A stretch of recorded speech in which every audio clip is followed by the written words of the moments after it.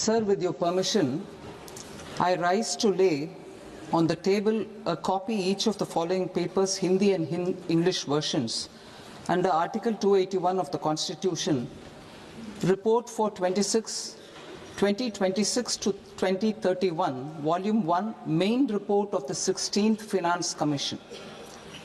2.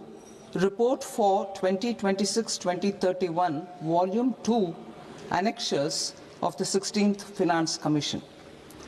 Number 3, explanatory memorandum as to the action taken on the recommendations contained in the above report.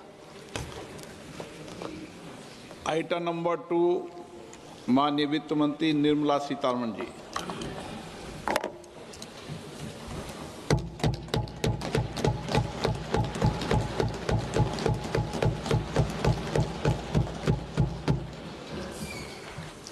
Honorable Speaker, sir, on the sacred occasion of Magh Purnima and the birth anniversary of Guru Ravidas, I present the budget for the year 2026-2027.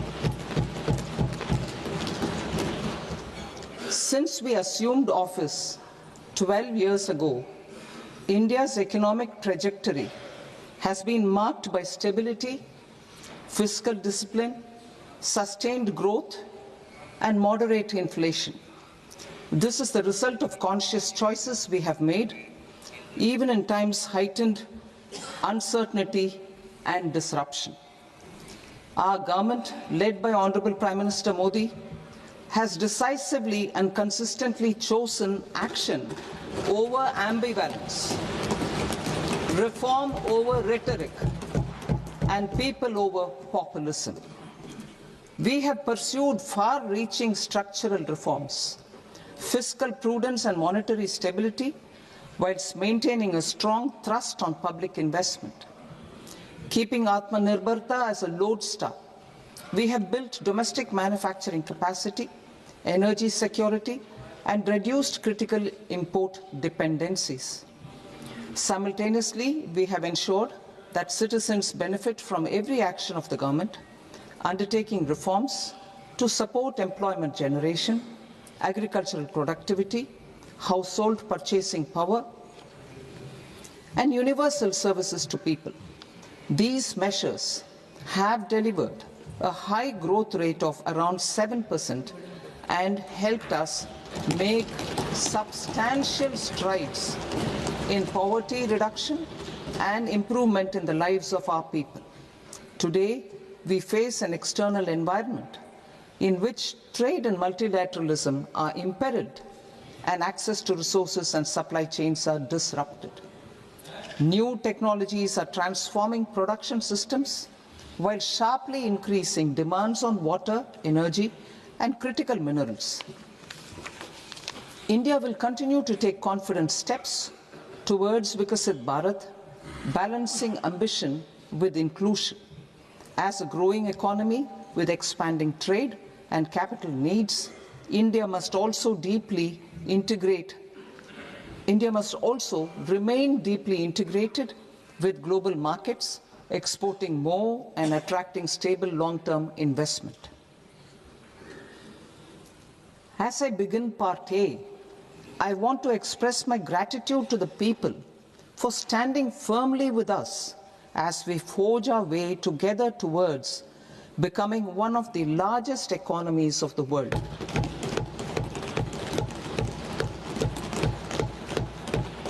Our aim is to transform aspiration into achievement and potential into performance as we ensure that the dividends of growth reach every farmer, the scheduled caste, the scheduled tribes, the nomads, the youth, the poor, and the women.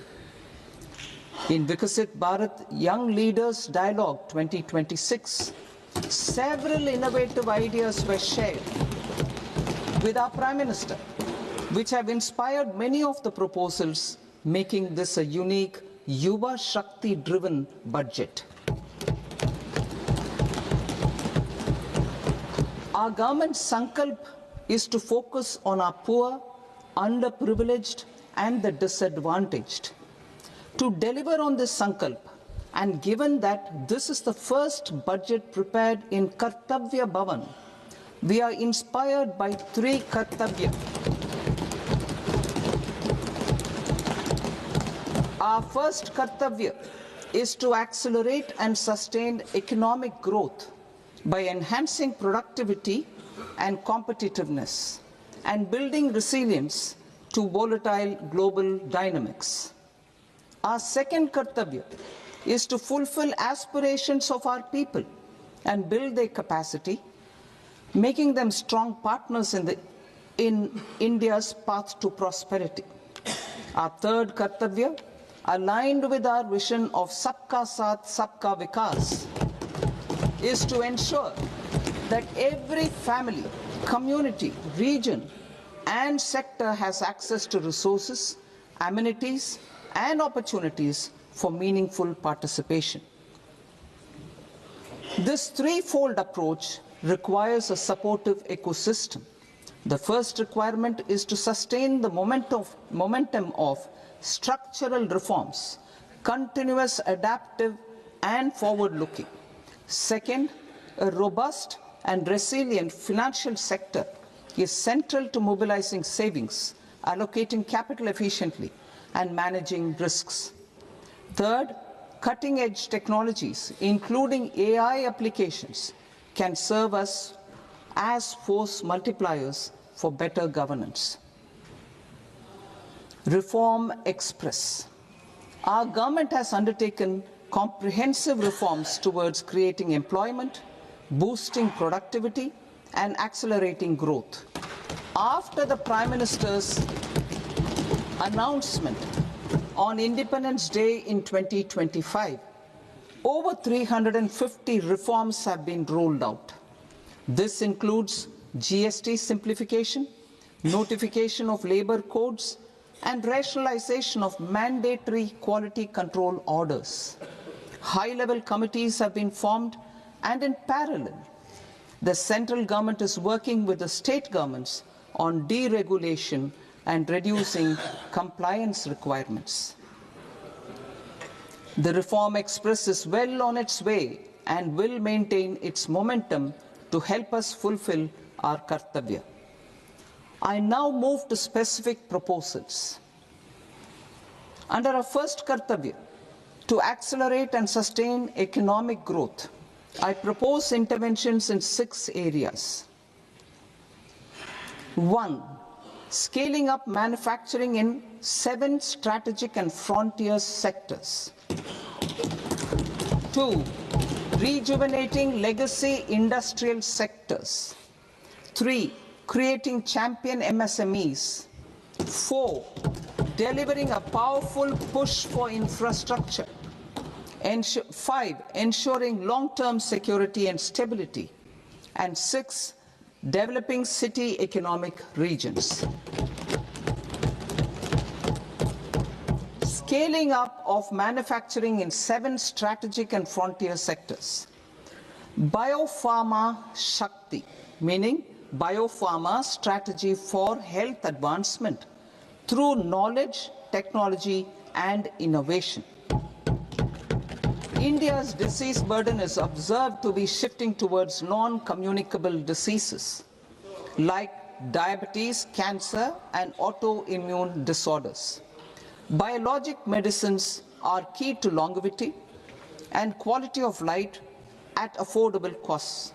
To develop India as a global biopharma manufacturing hub,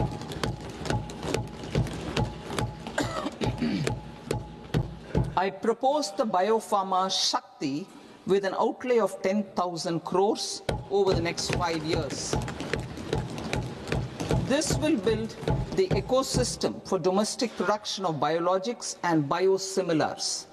The strategy will include a biopharma-focused network with 3 new national institutes of pharmaceutical education and research, popularly known as NIPERs, and upgrading 7 existing ones. It will also create a network of 1,000 accredited India clinical trials sites We propose to strengthen the Central Drug Standard Control Organization to meet global standards and approve timeframes through and approval timeframes through a dedicated scientific review cadre and specialists. India's Semiconductor Mission 1.0 expanded India's semiconductor sector capabilities. Building on this, we will launch ISM 2.0 to produce equipment and materials, design full-stack Indian IP, and fortify supply chains. We will also focus on industry-led research and training centers to develop technology and skilled workforce. The Electronics Components Manufacturing Scheme, launched in April 2025 with an outlay of 22,919 crores, already has investment commitments at double the targets. We propose to increase the outlay to 40,000 crores to capitalize on this momentum.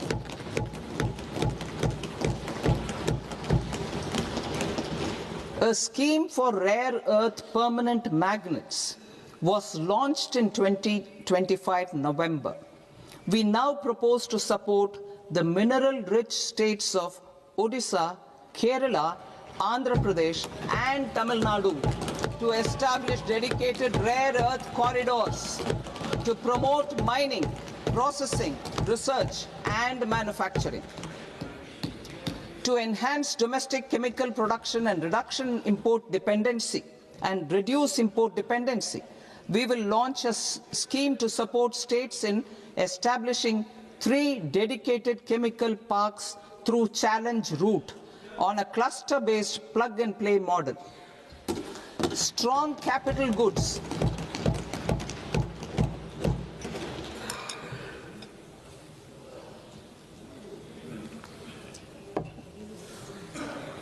Strong capital goods capability is a determinant of productivity and quality across different sectors. Towards building this capacity, I propose the following. High-tech tool rooms will be established by central public sector enterprises at 2 locations as digitally enabled automated service bureaus that locally design, test, and manufacture high-precision components at scale and at lower cost. 2. A scheme for enhancement of construction and infrastructure equipments will be introduced to strengthen domestic manufacturing of high value and technologically advanced CIE.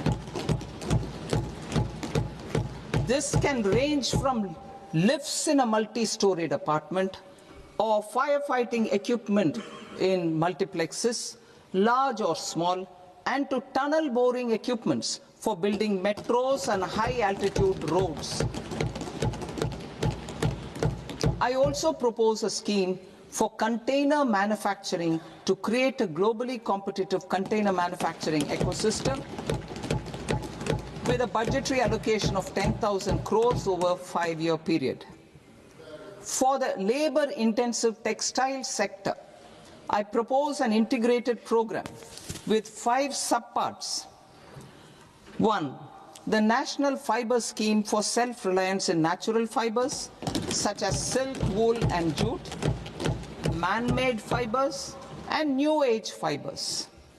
Textile expansion and employment scheme to modernize traditional clusters with capital support for machinery, technology upgradation, and common testing and certification centers. 3. The National Handloom and Handicraft Program to integrate and strengthen existing schemes and ensure targeted support for weavers and artisans. Tex Eco Initiative to promote globally competitive and sustainable textiles and apparels.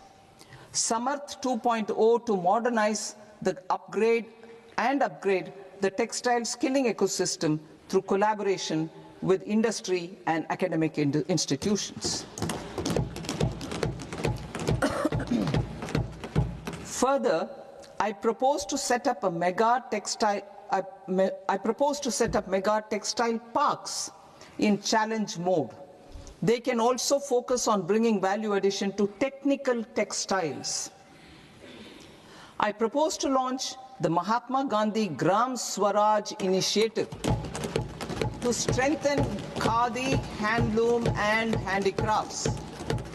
This will help in global market linkage and branding. It will streamline and support training, skilling, quality of process and production.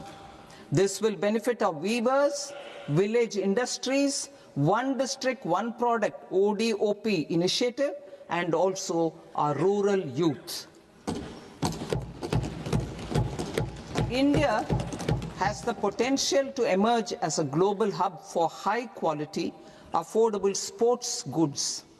I propose a dedicated initiative for sports goods that will promote manufacturing, research and innovation in equipment design as well as material sciences. Rejuvenation of legacy industrial clusters.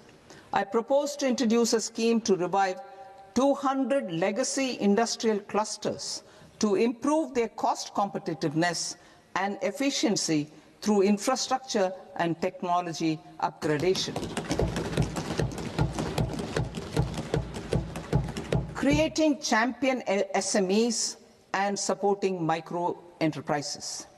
Recognizing MSMEs as a vital engine of growth, I propose a three-pronged approach to help them grow as champions. Equity support. I propose to introduce a dedicated 10,000 crores SME growth fund to create future champions, incentivizing enterprises based on select criteria. I also propose to top up the Self-Reliant India Fund set up in 2021 with 2,000 crores to continue support to micro enterprises and maintain their access to risk capital. Liquidity support. With TREDS, more than 7 lakh crore has been made available to MSMEs. To leverage its full potential, I propose 4 measures. 1. Mandate TREDS as the transaction settlement platform for all purchases from MSMEs by CPSEs, serving as a benchmark for other corporates. 2. Introduce a credit guarantee support mechanism through CGTMSE for invoice discounting on TREDS platform. 3. Link GEM with TREDS for sharing information with financiers about government purchases from MSMEs, encouraging cheaper and quicker financing. 4. Introduce TREDS receivables as asset-backed securities, helping develop a secondary market, enhancing liquidity and settlement of transactions. Professional support. Government will facilitate professional institutions such as the ICAI, ICSI, ICMAI to design short-term modular courses and practical tools to develop a cadre of corporate mitras, especially in Tier 2 and Tier 3 towns. These accredited para-professionals will help MSMEs meet compliance requirements at affordable costs. Infrastructure.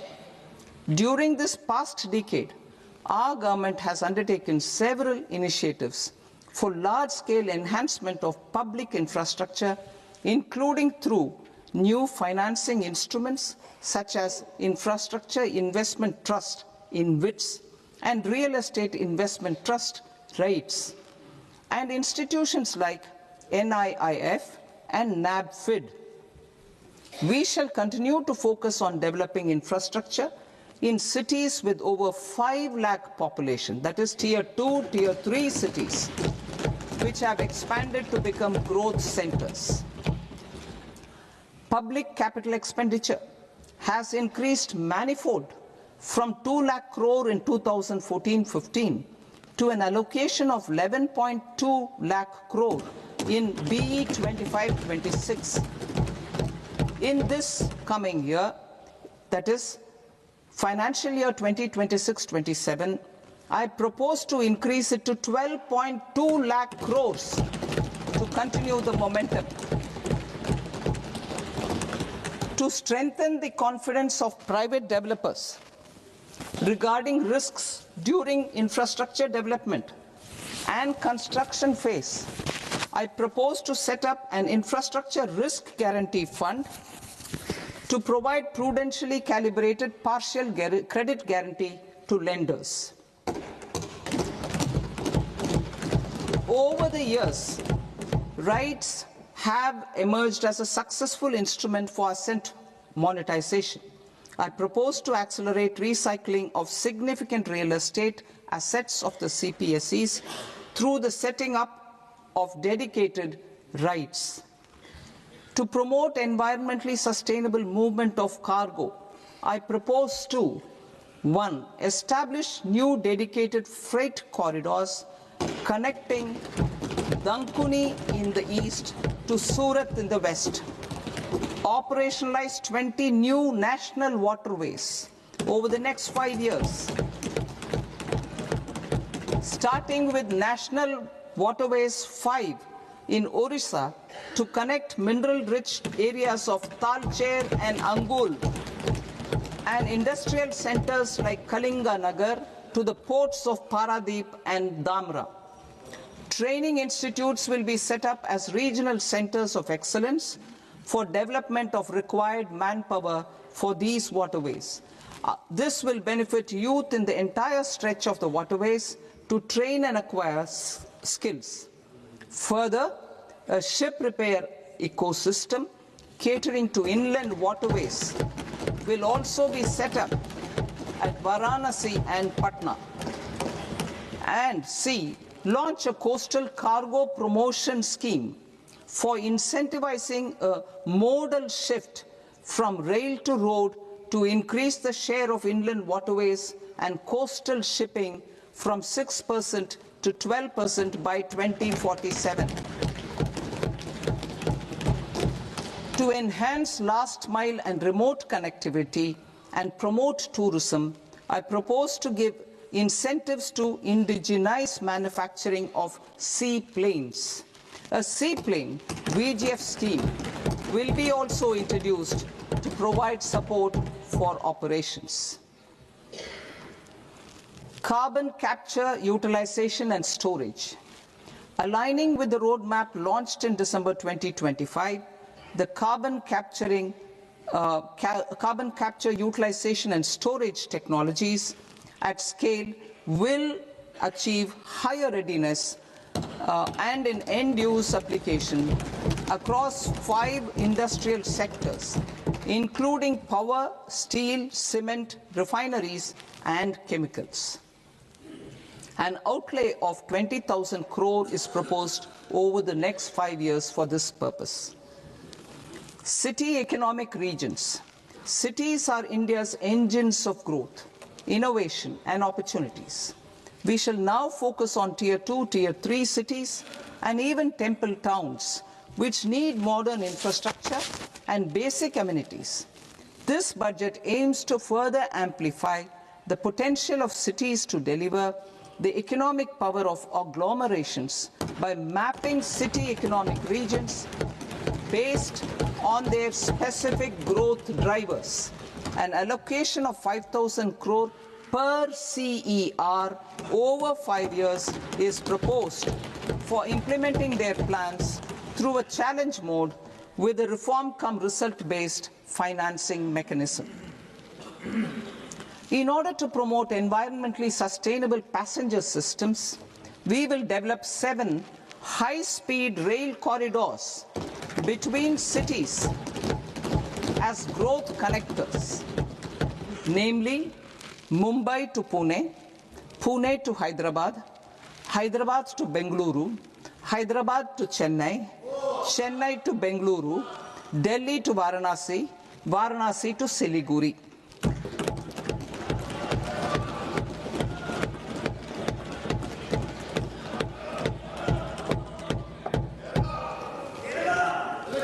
Financial sector.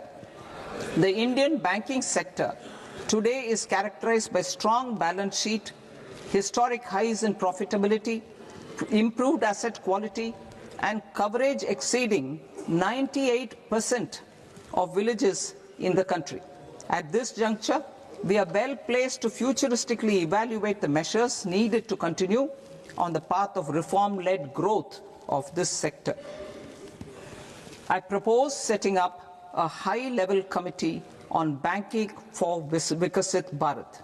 High-level committee on banking for Vikasit Bharat to comprehensively review the sector and align it with India's next phase of growth, while safeguarding financial stability, inclusion, and consumer protection. The vision for NBFCs for Vikasit Bharat has been outlined with clear targets for credit disbursement and technology adoption in order to achieve scale and improve efficiency in the public sector NBFCs. As a first step, it is proposed to restructure the Power Finance Corporation and Rural Electrification Corporation. I propose a comprehensive review of the foreign exchange management non-debt instruments rules to create a more contemporary, user-friendly framework for foreign investments consistent with India's evolving economic priorities. Corporate bond market. I propose to introduce a market-making framework with suitable access to funds and derivatives on corporate bond indices. I also propose to introduce total return swaps on corporate bonds. Municipal bonds. To encourage the issuance of municipal bonds of higher value by larger cities, I propose an incentive of 100 crore rupees for a single bond issuance.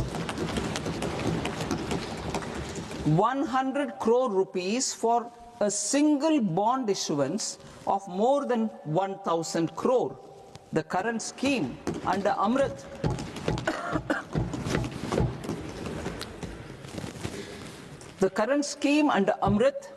which incentivizes issuances up to 200 crores only, will also continue to support smaller and medium towns. That will also continue to support the smaller and medium towns. Ease of doing business. Individual persons resident outside India, PROI, will be permitted to invest in equity instruments of listed Indian companies through the Portfolio Investment Scheme. It is also proposed to increase the investment limit for an individual PROI under the scheme from 5% to 10%, with an overall investment limit for all individual PROIs to 24% from the current 10%. Emerging technologies including AI. 21st century is technology-driven.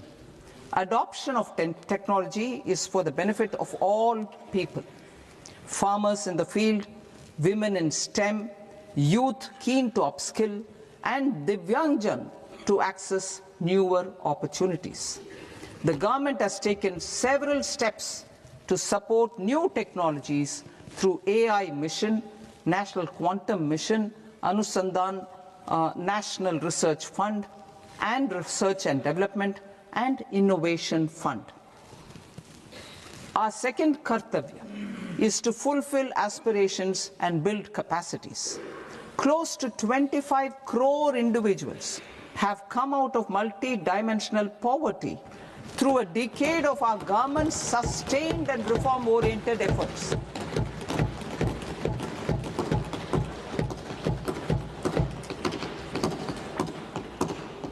Our government has therefore decided to place a renewed emphasis on the service sector to provide a pathway to fulfilling aspirations of a youthful India with the following measures.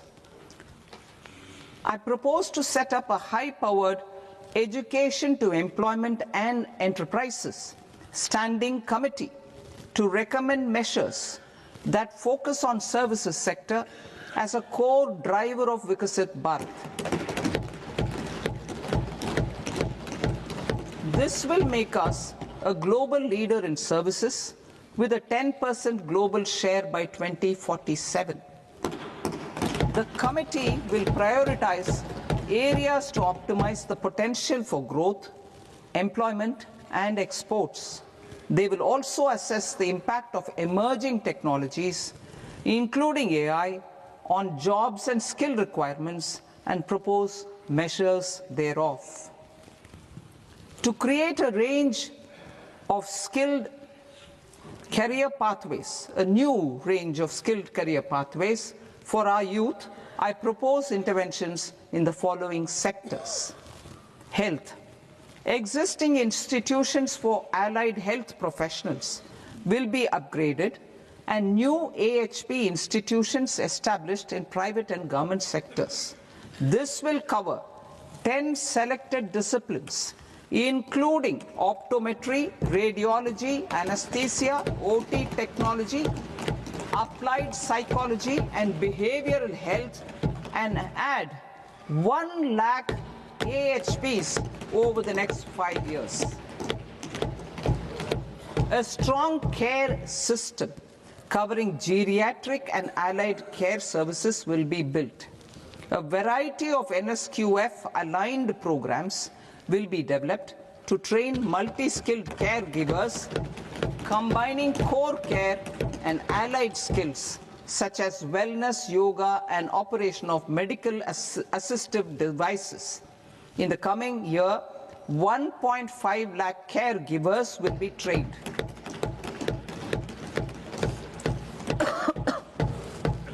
Hubs for medical value tourism. To promote India as a hub for medical tourism services, I propose to launch a scheme to support states in establishing 5 regional medical hubs in partnership with the private sector.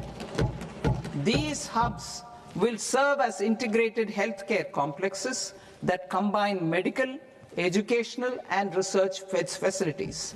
They will have Ayush centers, medical value tourism facilitation centers, and infrastructure for diagnostics, post-care, and rehabilitation. These hubs will provide diverse opportunities, job opportunities for health professionals, including doctors and AHPs.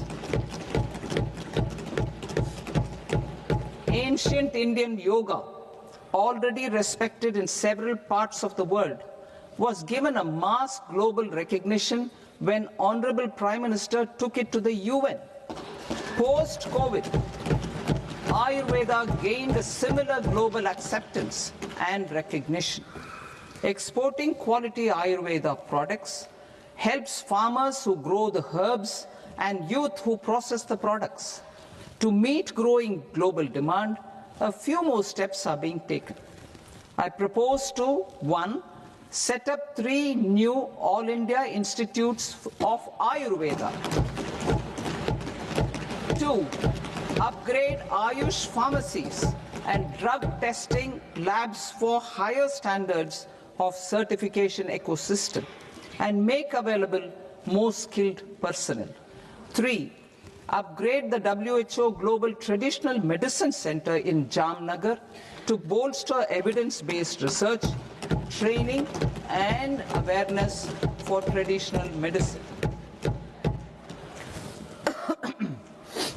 Animal husbandry.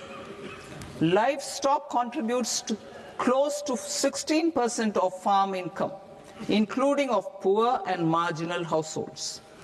To scale up availability of veterinary professionals by more than 20,000, I propose to roll out a loan-linked capital subsidy support scheme for establishment of veterinary and para-veterinary colleges, veterinary hospitals, diagnostic laboratories, and breeding facilities in private sector. Collaboration between Indian and foreign institutions will also be facilitated. Orange economy. India's animation, visual effects, gaming and comics sector, AVGC sector, is a growing industry projected to require 2 million professionals by 2030. I propose to support the Indian Institute of Creative Technologies, Mumbai, in setting up AVGC content creator labs in 15,000 secondary schools all over the country and 500 colleges. The Indian design industry is expanding rapidly, and yet there is a shortage of Indian designers. I propose to establish, through Challenge Route, a new National Institute of Design to boost design education and development in the eastern region of India. Education. Our government will support states through Challenge Route in creating 5 university townships in the vicinity of major industrial and logistics corridors. These planned academic zones will host multiple universities, colleges and research institutions, skill centers and residential complexes. In higher education, STEM institutions, prolonged hours of study and laboratory work pose some challenges for girl students. Through VGF, Viability Gap Funding and capital support, one girls' hostel will be established in every district.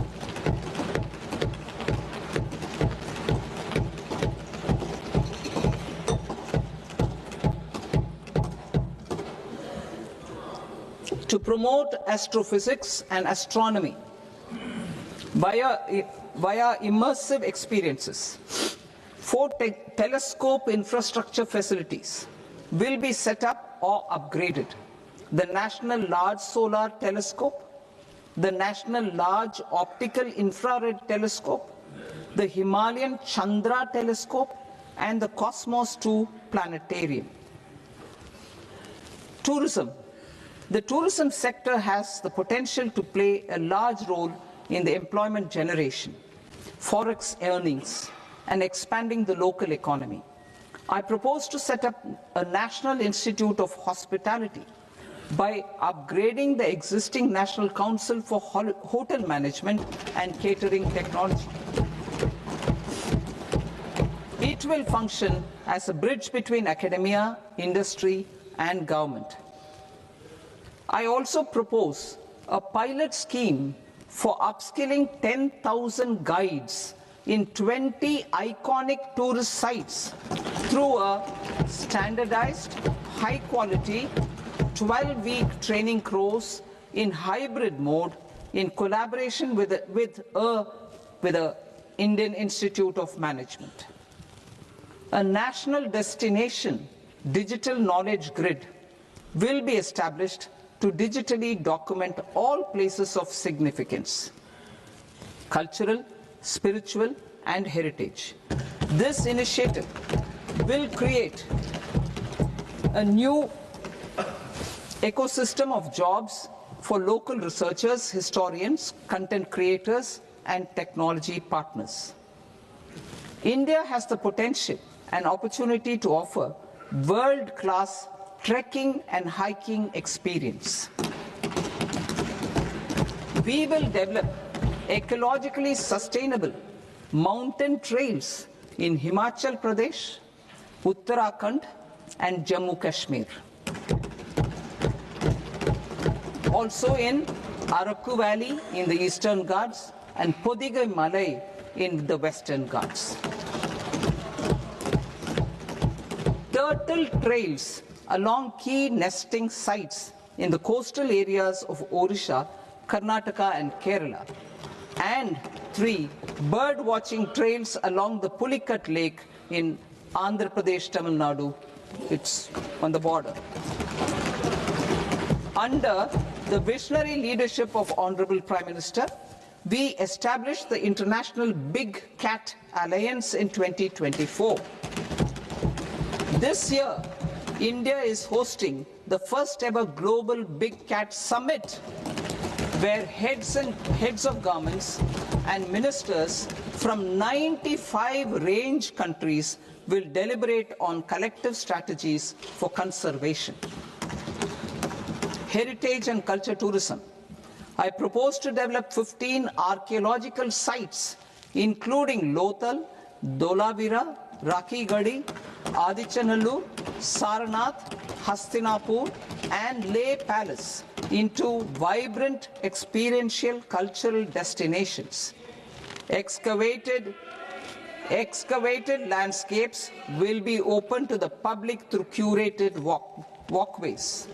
Immersive storytelling skills and technologies will be introduced to help conservation labs, interpretation centers, and guides. The sports sector provides multiple means of employment, skilling, and job opportunities. Taking forward the systematic nurturing of sports talent, which is set in motion through the Khelo India program earlier, I propose to launch a Khelo India mission to transform the sports sector over the next decade. The mission will facilitate an integrated talent development pathway supported by training centers, which are foundational, intermediate, and elite levels. B, systematic development of coaches and support staff. C, integration of sports science and technology. D, competitions and leagues to promote sports culture and provide platforms. And E, development of sports infrastructure for training and competition. Our third Kartavya aligns with our vision of Sabka Saath, Sabka Vikas towards Vikasit Bharat. This requires targeted efforts for 1, increasing farmer incomes through productivity enhancement and entrepreneurship, with special attention to small and marginal farmers. B, empowering Divyangjan through access to livelihood opportunities, training, and high-quality assistive devices. C, empowering the vulnerable to access mental health and trauma care. D, focus on the Purvodaya states and the Northeast region to accelerate development and employment opportunities. Fisheries. We will undertake initiatives for integrated development of 500 reservoirs and Amrit Sarovars. 2, strengthen the fisheries value chain in coastal areas and enable market linkages involving startups and women-led groups together with fish farmer producer organizations. Animal husbandry.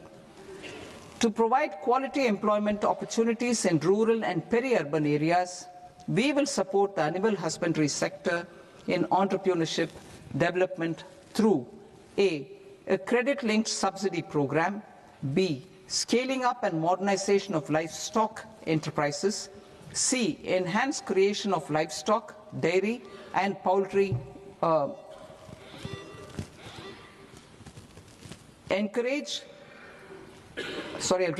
enhanced creation of livestock, dairy, and poultry-focused integrated value chains, and D, encourage creation of livestock farmer-producer organizations. High-value agriculture. To diversify farm outputs, increase productivity, enhance farmers' incomes, and create new employment opportunities, we will support high-value crops such as coconut, sandalwood, cocoa, cashew in the coastal areas, agar trees in northeast, and nuts such as almonds, walnuts, and pine nuts in our hilly regions. All of them will be supported. India is the world's largest producer of coconuts.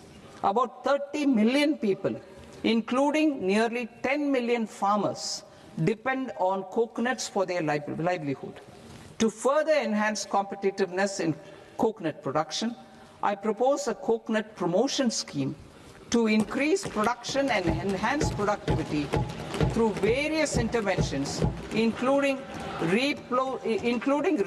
replacing and non-productive trees with new saplings or plants or varieties in major coconut growing states.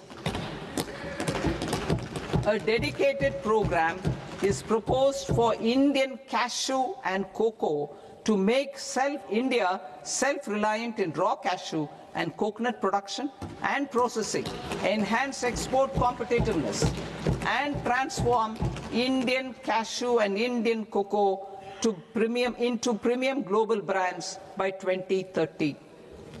Sandalwood. Sandalwood is closely linked to India's social and cultural heritage. Our government will partner with state governments to promote focused cultivation and post-harvest processing to restore the glory of the Indian sandalwood ecosystem, to rejuvenate old, low-yielding orchards, and expand high-density cultivation of walnuts, almonds, and pine nuts. We will support a dedicated program to enhance farmer incomes and in bringing value addition by engaging youth. Bharat Vistar, that is virtually integrated system to access agricultural resources. I propose to launch Bharat Vistar, a multilingual AI tool that shall integrate the AgriStack portals and the ICAR package on agricultural practices with AI systems. This will enhance farm productivity, enable better decisions for farmers, and reduce risk by providing customized advisory support. She Marts for rural women-led enterprises. Building on the success of Lakpati Didi program, I propose to help women take the next step from credit-linked livelihoods to being owners of enterprises. Self-help entrepreneur, She Marts will be set up as community-owned retail outlets within the cluster-level federations through enhanced and innovative financing instruments. Empowering Divyangjan. Divyangjan Kaushal Yojana. Information technology, AVGC sectors, hospitality and food and beverages sectors often offer task-oriented and process-driven roles which are suitable for Divyangjan. We will ensure dignified livelihood opportunities through industry-relevant and customized training specific to each Divyangjan group. Divyang Sahara Yojana. Timely access to high-quality assistive devices for all eligible Divyangjan is a fundamental need. I propose to 1. Support the Artificial Limbs Manufacturing Corporation of India, ALIMCO, to set up and to scale up production of assistive devices, invest in R&D and AI integration, strengthen PM Divyasha Kendras, and support setting up of assistive technology marts as modern retail style centers where Divyangjan and senior citizens can see, try and purchase assistive products. Reaffirming our commitment to mental health and trauma care. There are no national institutes for mental health care in North India. We will therefore set up a NIMHANS 2 and also upgrade national mental health institutes in Ranchi and in Tezpur as regional apex institutions. Emergencies expose families, particularly the poor and vulnerable, to unexpected expenditure. We will strengthen and increase these capacities by 50% in district hospitals by establishing emergency and trauma care centers. Focus on Purvodaya states and northeastern regions. Purvodaya, I propose the development of an integrated East Coast industrial corridor with a well-connected node at Durgapur, creation of 5 tourism destinations in 5 Purvodaya states, and the provision of 4,000 e-buses. Buddhist sites in northeastern region. The northeastern region is a civilizational confluence of Theravada and Mahayana or Vajrayana traditions. I propose to launch a scheme for development of Buddhist circuits in Arunachal Pradesh, Sikkim, Assam, Manipur, Mizoram, and Tripura. The scheme will cover preservation of temples and monasteries, pilgrimage interpretation centers, connectivity, and pilgrim amenities. 16th Finance Commission. On 17th November 2025, the 16th Finance Commission submitted its report to the President. As mandated under Article 281 of the Constitution, the government is to lay the report along with the explanatory memorandum on the action taken report on the recommendations of the Commission in Parliament, which, Sir, Honourable Speaker, you've allowed me to do at the commencement of this session. The government has accepted the recommendation of the Commission to retain the vertical share of devolution at 41%. As recommended by the Commission, I have provided 1.4 lakh crores of rupees to the states for the year 2026-2027 as Finance Commission grants. These include rural and urban local body and disaster management grants. Fiscal consolidation. Government has been delivering on our fiscal commitments consistently without compromising on social needs. To strive towards accepted standards of fiscal management in Budget 25-26, I had indicated that the central government would target reaching a debt to GDP ratio of 50 plus or minus 1% by 2030-31. In line with this, the debt to GDP ratio is estimated to be 55.6% of GDP in BE 26-27, compared to 56.1% of GDP in RE 25-26. A declining debt to GDP ratio will gradually free up resources for priority sector lending and expenditure by reducing the outgo on interest payments. One of the main operational instruments for debt targeting is the fiscal deficit. I am happy to inform this august House that I fulfilled my commitment made in 2021-2022 to reduce fiscal deficit below 4.5% of GDP by 25-26. In RE 25-26, the fiscal deficit has been estimated at par with BE of 2025-26 at 4.4% of GDP. In line with the new fiscal prudence path of debt consolidation, the fiscal deficit in BE 26-27 is estimated to be 4.3% of the GDP.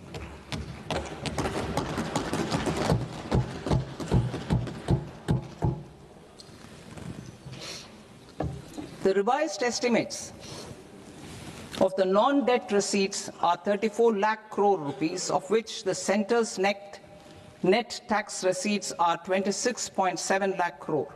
The revised estimate of the total expenditure is 49.6 lakh crore rupees, of which the capital expenditure is about 11 lakh crores. Budget estimates 2026 to 2027. Coming to 26-27, the non-debt receipts and the total expenditure are estimated as 36.5 lakh crore and 53.5 lakh crore respectively. The centre's net tax receipts are estimated at 28.7 lakh crore rupees. To finance the fiscal deficit, the net market borrowings from dated securities are estimated at 11.7 lakh crore rupees. The balance financing is expected to come from small savings and other sources. The gross market borrowings are estimated at 17.2 lakh crore rupees. I'll now move to Part B. Part B, direct taxes.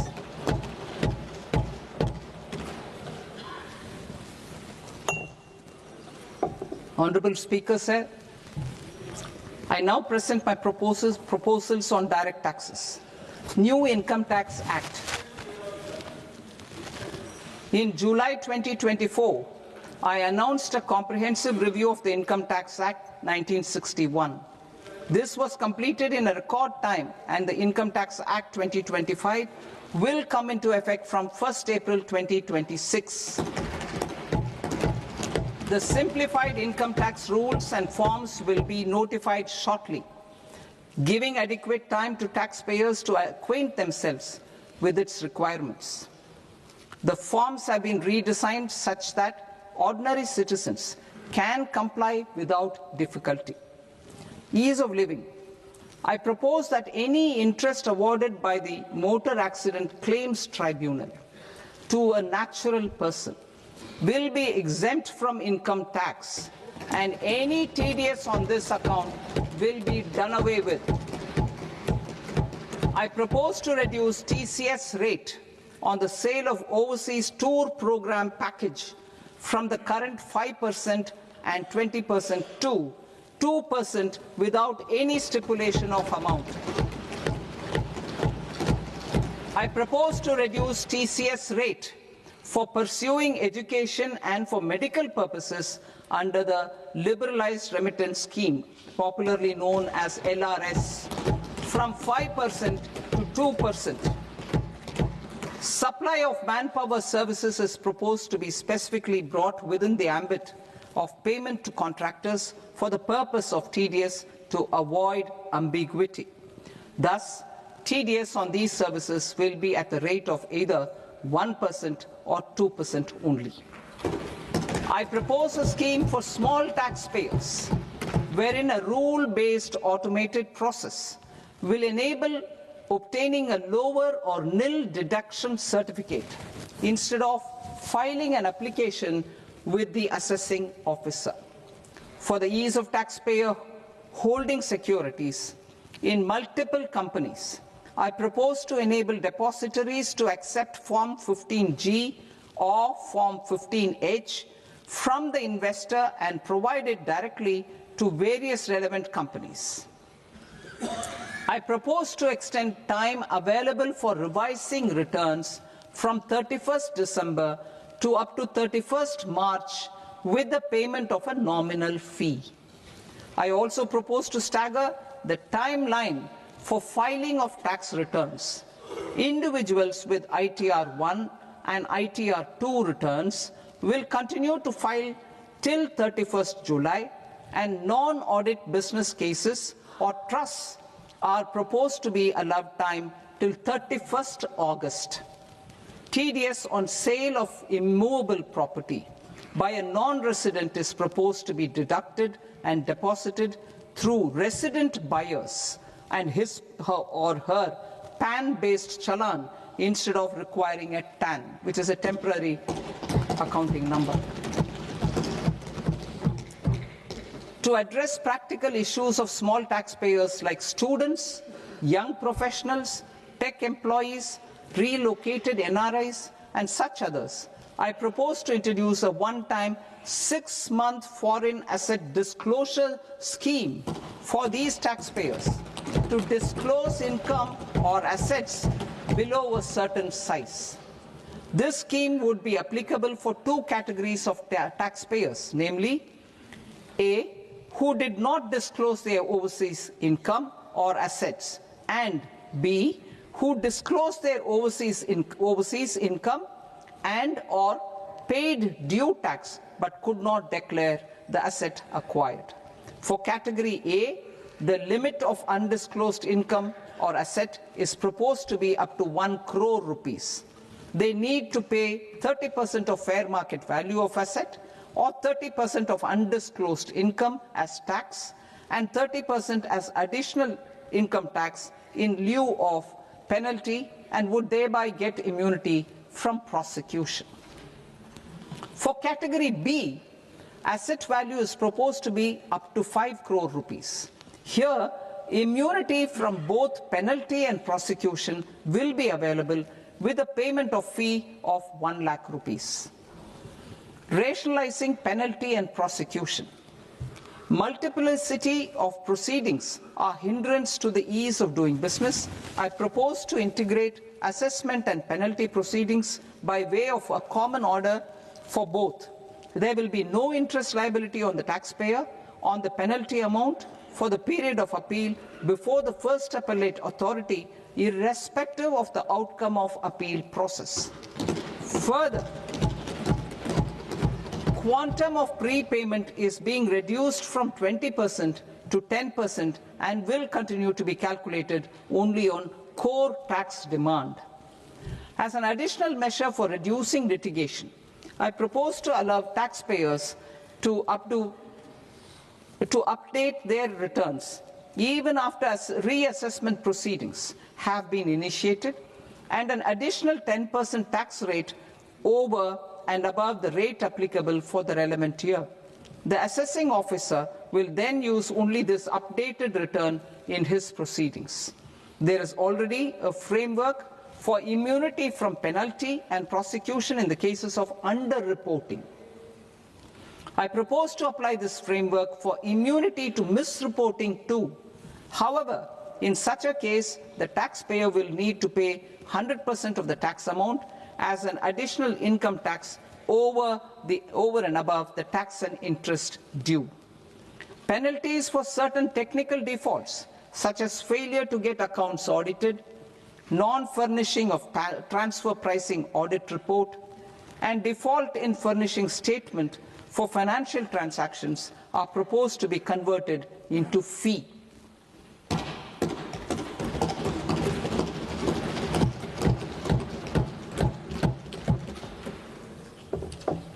I propose to rationalize prosecution framework under Income Tax Act while maintaining a careful balance for deterrence in some serious offence. Non-production of books of account and documents and requirement of TDS payment where payment is made in kind are being decriminalized. Further, minor offences will attract fine only. The remaining prosecutions will be graded commensurate with the quantum of offence.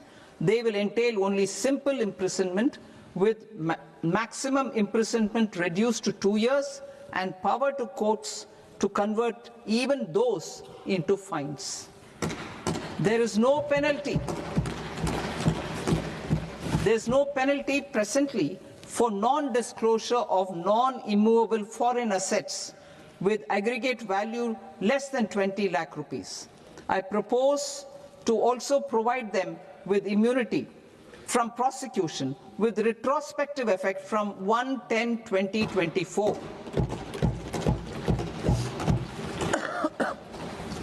Cooperatives. Deduction is already allowed to a primary cooperative society engaged in supplying milk, oilseeds, fruits or vegetables raised or grown by its members. I propose to extend this deduction to also include supply of cattle feed and cotton seed produced by its members. I propose to allow inter-cooperative society dividend income as deduction under the new tax regime to the extent it is further distributed to its members. I further propose to allow exemption for a period of 3 years to dividend income received by a notified national cooperative federation on their investments made in companies up to 31/1/2026. This exemption would be allowed only for dividends further distributed to its member cooperatives. Supporting IT sector as India's growth engine. India is a global leader in software development services, IT-enabled services, knowledge process outsourcing services, and contract R&D services relating to software development. These businesses and their segments are quite interconnected with each other. All these services are proposed to be clubbed under a single category of information technology services with a common safe harbor margin of 15.5% applicable to all. The threshold for availing safe harbor for IT services is being enhanced substantially from 300 crore rupees to 2,000 crore rupees. Safe harbor for IT services shall be approved by an automated rule-driven process without any need for tax officer to examine and accept the application. Once applied by an IT services company, the same safe harbor can be continued for a period of 5 years at a stretch at its choice. For IT services companies who want to conclude advanced pricing agreement, APA, I propose to fast-track unilateral APA process for IT services and endeavor to conclude it within a period of 2 years. The period of 2 years can be extended by a further period of 6 months on taxpayers' request. I propose to extend the facility of modified returns available to the entity entering APA to its associated entities also. Attracting global business and investment. Recognizing the need to enable critical infrastructure and boost investment in data centers, I propose to provide tax holiday till 2047 to any foreign company that provides cloud services to customers globally by using data center services from India. It will, however, need to provide services to Indian customers through an Indian reseller entity. I also propose to provide a safe harbor of 15% on cost in case the company providing data center services from India is a related entity. To harness the efficiency of just-in-time logistics for electronic manufacturing, I propose to provide safe harbor to non-residents for component warehousing in a bonded warehouse at a profit margin of 2% of the invoice value. The resultant tax of about 0.7% will be much lower than in competing jurisdictions. To provide fillip to toll manufacturing in India, I propose to provide exemption from income tax for 5 years to any non-resident who provides capital goods, equipment, or tooling to any toll manufacturer in a bonded zone. To encourage vast pool of global talent to work in India for a longer period of time, I propose to provide exemption to global, non-India sourced income of a non-resident expert for a stay period of 5 years under notified schemes. I propose to provide exemption from minimum alternate tax, the MAT, to all non-residents who pay tax on presumptive basis. Tax administration. I propose to constitute a joint committee of Ministry of Corporate Affairs and Central Board of Direct Taxes for incorporating the requirements of income computation and disclosure standards, the ICDS, in the Indian Accounting Standards, IND AS itself. Separate accounting requirement based on ICDS will be done away with from the tax year 27-28. To support Prime Minister Modi's vision of homegrown accounting and advisory firms to become global leaders, I propose to rationalize the definition of accountant for the purposes of safe harbor rules. Other tax proposals. Change in taxation of buyback was brought in to address the improper use of buyback route by promoters. In the interest of minority shareholders, I propose to tax buyback for all types of shareholders as capital gains. However, to disincentivize misuse of tax arbitrage, promoters will pay an additional buyback tax. This will make effective tax 22% for corporate promoters. For non-corporate promoters, the effective tax will be 30%. TCS rate for sellers of specific goods, namely alcoholic liquor, scrap, and minerals, will be rationalized to 2%, and that on tender leaves will be reduced from 5% to 2%. I propose to raise the STT on futures to 0.05% from the present 0.02%. STT on options premium and exercise of options are both proposed to be raised to 0.15% from the present rate of 0.1% and 0.125% respectively. We reformed the taxation landscape for corporates in 2019 by providing them a simplified regime with lower tax rate so that they could productively focus on business rather than on claim of deductions and exemptions. To encourage companies to shift to the new regime, set-off of brought forward MAT credit, minimum alternate tax credit, is proposed to be allowed to companies only in the new regime. Set-off using available MAT credit is proposed to be allowed to an extent of 1/4 of the tax liability in the new regime.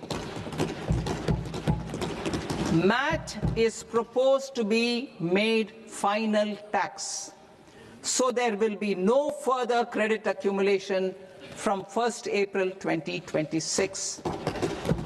In line with this change, the rate of final tax is being reduced to 14% from the current MAT rate of 15%.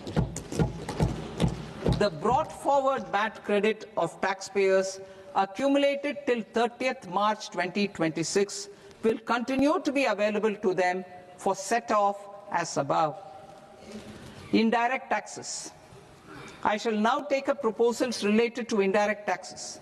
My proposals for customs and central excise aim to further simplify the tariff structure, support domestic manufacturing, promote export competitiveness, and correct inversion in duty. To continue weeding out long-continuing customs duty exemptions, I propose to remove certain exemptions on items which are being manufactured in India or where the imports are negligible. Similarly, to further simplify the process of ascertaining the rate of duty applicable on a particular item, I propose to incorporate certain effective rates in various customs notifications to the tariff schedule itself. I shall now take up sector-specific proposals. Promotion of exports of marine, leather, and textile products. I propose to increase the limit for duty-free imports of specified inputs used for processing seafoods for export from the current 1% to 3% of FOB value of the previous year's export turnover.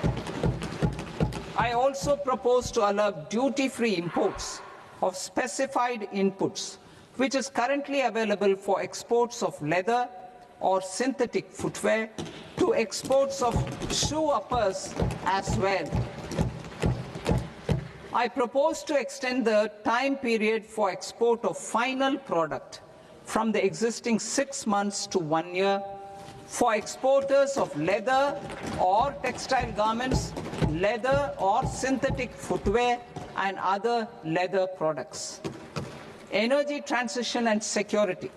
I propose to extend the basic customs duty exemption given to capital goods used for manufacturing lithium-ion cells for batteries to those used for manufacturing lithium-ion cells for battery energy storage systems also. I propose to exempt basic customs duty on import of sodium antimonate for use in manufacture of solar glass. Nuclear power. I propose to extend the existing basic customs duty exemption on imports of goods required for nuclear power projects till the year 2035 and expand it for all nuclear plants irrespective of their capacity. Critical minerals. It is proposed to provide basic customs duty exemption to the import of capital goods required for the processing of critical minerals in India. Biogas blended CNG. I propose to exclude the entire value of biogas while calculating the central excise duty payable on biogas blended CNG. Civil and defense aviation. I propose to exempt basic customs duty on components and parts required for the manufacture of civilian training and other aircrafts. It is proposed to exempt basic customs duty on raw materials imported for the manufacture of parts of aircraft to be used in maintenance, repair, or overall requirements by units in the defense sector. Electronics. To deepen value addition in the consumer electronics sector, I propose to exempt basic customs duty on specified parts used in the manufacture of microwave ovens. Special economic zone.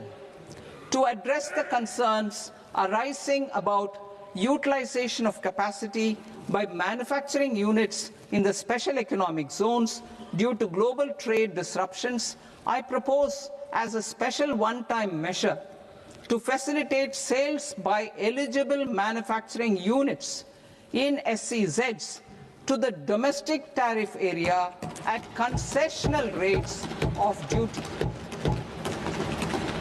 The quantity of such sales will be limited to a prescribed proportion of their exports. Necessary regulatory changes will be undertaken to operationalize the measures while ensuring level playing field for the units working in the DTA. Ease of living. To rationalize the customs duty structure for goods imported for personal use, I propose to reduce the tariff rate on all dutiable goods imported for personal use from 20% to 10%. To provide relief to patients, particularly those suffering from cancer, I propose to exempt basic customs duty on 17 drugs or medicines. I propose also to add 7 more rare diseases for the purposes of exempting import duties on personal imports of drugs, medicines, and food for special medical purposes used in their treatment. Customs process. India's role and share in the global trade is poised for a major leap in line with our ambition and journey towards Vikasit Bharat. In this regard, I propose many measures for custom processes to have minimal intervention for smoother and faster movement of goods and greater certainty to the trade. Trust-based systems. I propose to enhance duty deferral period for Tier 2 and Tier 3 authorized economic operators, known as AEOs, from 15 days to 30 days. I propose to provide eligible manufacturer importers the same duty deferral facility. This should encourage them to get themselves accredited as a full-fledged Tier 3 AEO in due course. To provide greater certainty and for better business planning, I propose to extend validity period of advance ruling binding on customs from the present 3 years to 5 years. In the spirit of the whole of government approach,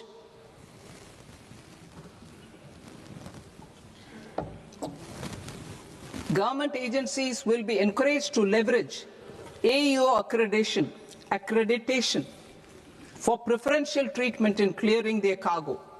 Regular importers with trusted long-standing supply chains will be recognized in the risk system so that the need for verification of their cargo every time can be minimized.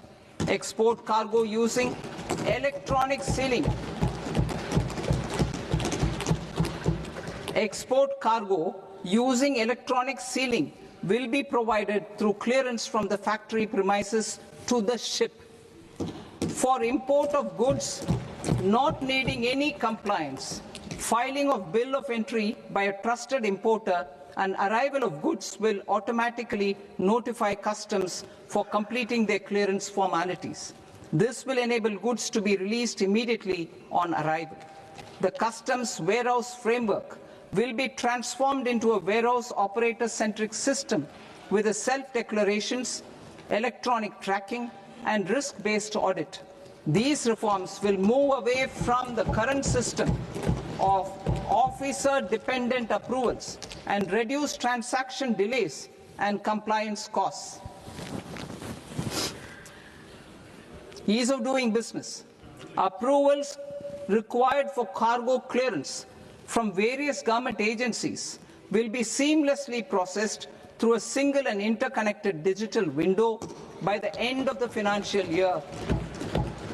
Processes involved in clearance of food, drugs, plant, and animal and wildlife products, accounting for about 70% of interdicted cargo, will be operationalized on this system by April 2026 itself.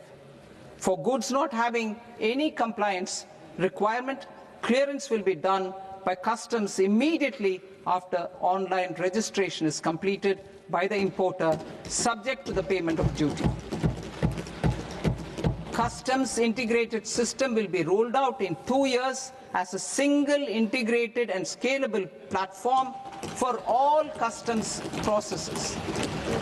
Utilization of non-intrusive scanning with advanced imaging and AI technology for risk assessment will be expanded in a phased manner with the objective to scan every container across all the major ports. New export opportunities to support Indian fishermen to fully harness the economic value of marine resources beyond our territorial waters. The following measures will be taken. A. Fish catch by an Indian fishing vessel in exclusive economic zone or on the high seas will be made free of duty. Landing of such fish on foreign port will be treated as export of goods. Safeguards will be put in place to prevent misuse during fish catch, transit, or transshipment. To support aspirations of India's small businesses, artisans, and startups to access global markets through e-commerce, I am pleased to announce complete removal of the current value cap of 10 lakh rupees per consignment on courier exports. In addition, handling of rejected and returned consignments will be improved with effective use of technology for identifying such consignments. I propose to revise provisions governing baggage clearance during international travel to address genuine concerns of passengers. The revised rules will enhance duty-free allowances in line with the present-day travel realities and provide clarity in temporary carriage of goods brought in or taken out. There are honest taxpayers who are willing to settle disputes by paying all their dues, but they get deterred due to negative connotation associated with penalty. They will now be able to close cases by paying an additional amount in lieu of penalty. Honorable Speaker, sir, with this, I commend the budget to this august House. Jai Hind.